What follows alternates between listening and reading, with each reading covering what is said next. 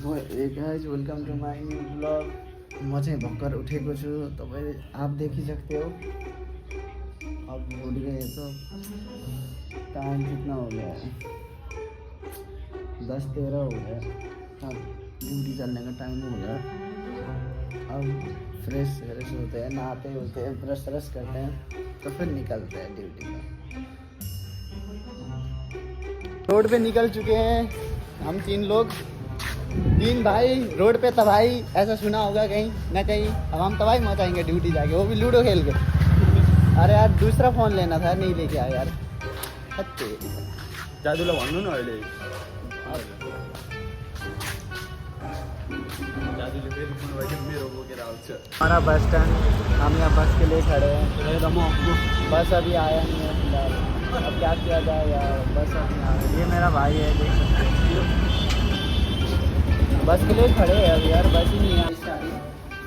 12 बजिसक्यो। अब धनिया काट्दै हाम्रो चाहिँ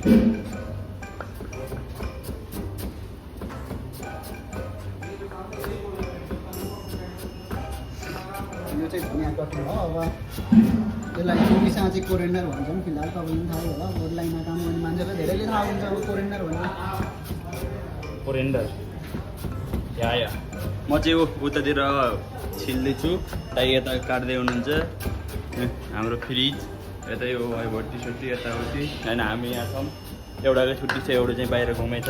त्यही हो ल दाइ यहाँ म भर्खर बाहिर घुमेर आएँ। अब त्यसको पालो एकछिन पछि मेरो पालो हो।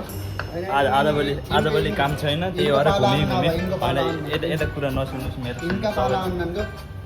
यता दाइको कुरा नसुन्नुहोस्, मेरो कुरा सुन्नुहोस् होइन। मेरो चाहिँ युके बुढो 12 छ, मेरो पनि हेर्नु होला, सब्सक्राइब गर्नु होला होइन।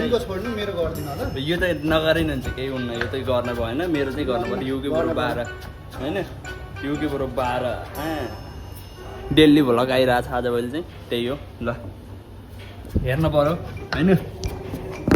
बन्द गर्नु भयो, बन्द गर्नु ल, त्यही हो ल।